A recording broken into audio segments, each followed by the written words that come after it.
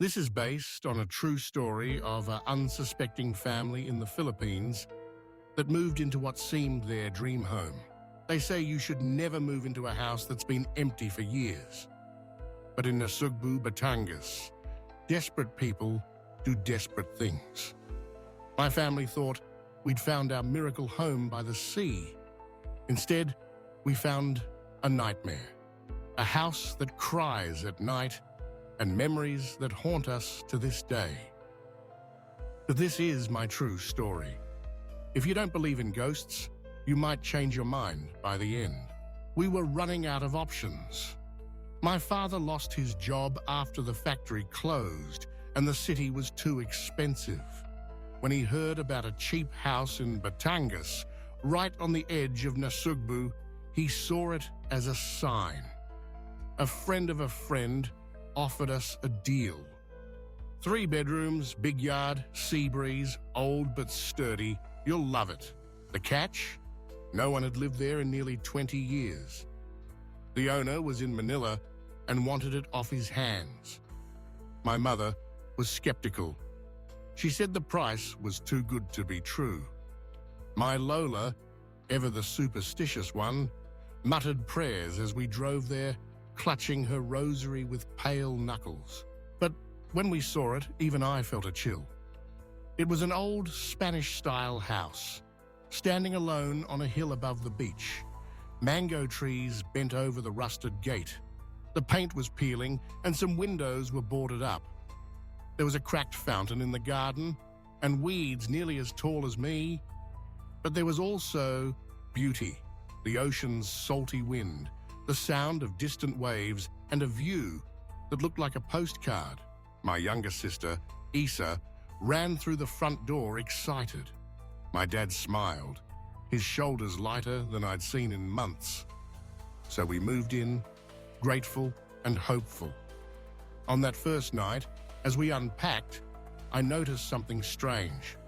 The windows in the master bedroom were nailed shut from the outside. My father said it was to keep out thieves. But it felt more like someone wanted to keep something in. For a week, things were almost normal. We cleaned, painted, and swept out a generation's worth of dust and cobwebs. Every so often, we found things the old owners had left behind. A broken mirror, a box of dolls with cracked faces, a family photo, faded and water-damaged. Isa and I would walk down to the shore each afternoon, the sun warming our backs. At night, we played cards by candlelight, listening to my dad tell the stories about his childhood. But every night, as the wind changed, the house felt colder.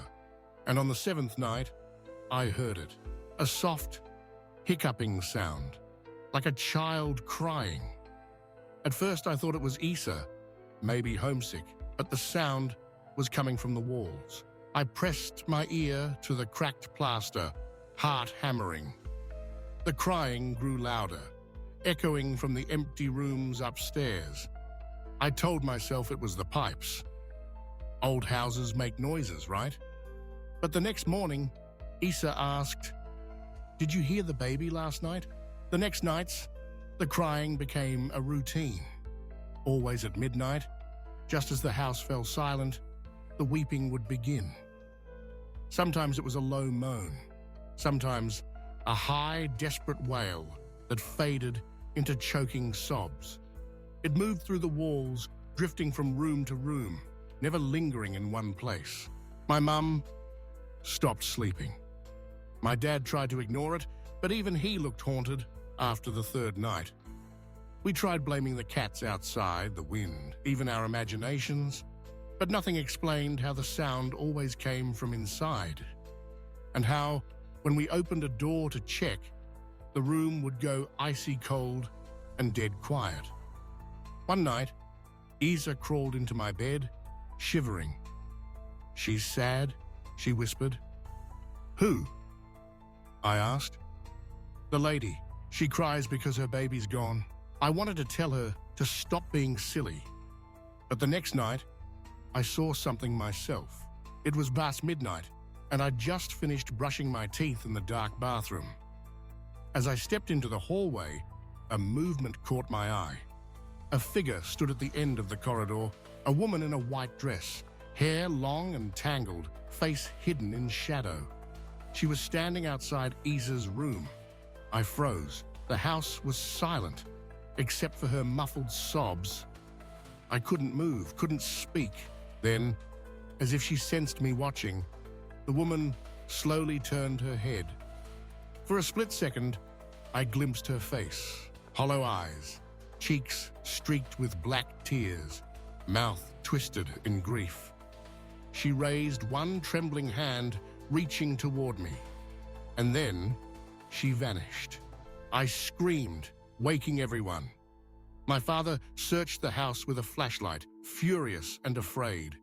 But there was nothing there, only cold air and the echo of crying that wouldn't stop. That was the night my parents started sleeping with the lights on. The days blurred together. Isa wouldn't sleep in her room anymore. She became quiet, withdrawn. Sometimes I'd catch her standing at the window, talking to someone I couldn't see. My mother tried to bless the house with holy water, whispering prayers into every corner. But the haunting only grew stronger. Doors slammed in empty rooms.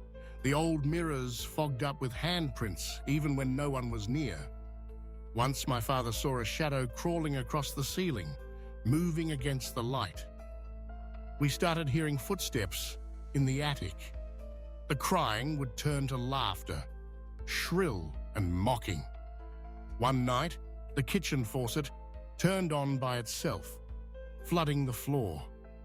The next morning, all our photos on the wall were turned upside down. It was as if the house was trying to drive us mad. Desperate for answers, my mum went to the barangay hall, asking old neighbors about our house. A retired caretaker named Mang Delphin told her the truth. Years ago, a young family lived there, a mother, her baby, and a husband who drank. One night, during a storm, the husband went mad. He locked the mother and child in the master bedroom. By morning, both were dead. The mother from despair, the child from neglect. Neighbors said they could hear the woman's cries for nights afterward, begging for help that never came. After that, no one stayed long. Tenants fled, hearing the same midnight weeping.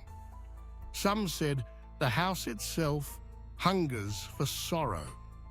My mother came home white as a ghost, clutching her crucifix. "We have to leave," she whispered. But it was already too late. It was the coldest night yet. The wind howled through broken windows. We tried to ignore the crying, but that night it turned into screams. Desperate, wordless, filling every room with agony. We huddled together in the living room, candles flickering. Isa began to shake uncontrollably, eyes wide and unblinking. "She's here," Isa whispered. "She wants us to find her baby." Suddenly, a crash echoed upstairs. The master bedroom door, nailed shut for years, was slamming open and closed, again and again. My father, terrified but determined, grabbed a crowbar and ran upstairs. He yanked the nails loose, pushed the door open. The room was freezing. In the middle of the floor was a crib, dust-covered. Inside, something wrapped in an old blood-stained blanket. A woman's shape stood in the corner, hair covering her face, rocking back and forth. My mother screamed, pulling us away. The air filled with the wails of 100 voices. We ran. We didn't stop running until we were out in the yard, breathless and weeping. We left that night with only the clothes on our backs. The house, silhouetted against the dawn, seemed to stare at us with hollow windows, as if daring us to return. We never did. Later, the neighbors said the crying stopped for a while. But some nights, when the wind is just right, people walking past on their way to market say they still hear the cries. Soft, heartbroken, echoing through the mango trees. Sometimes, I still dream of that house. I see the woman in white, standing by the window, tears streaming down her face. I hear the babies cry, muffled by walls that never forget. The house in Nasugbu taught me that some places are haunted not by ghosts, but by pain. If you ever hear crying at midnight in an empty house, don't look for the source. Sometimes the past refuses to be forgotten. Sometimes the dead just want someone to listen. This is Truth is Terror.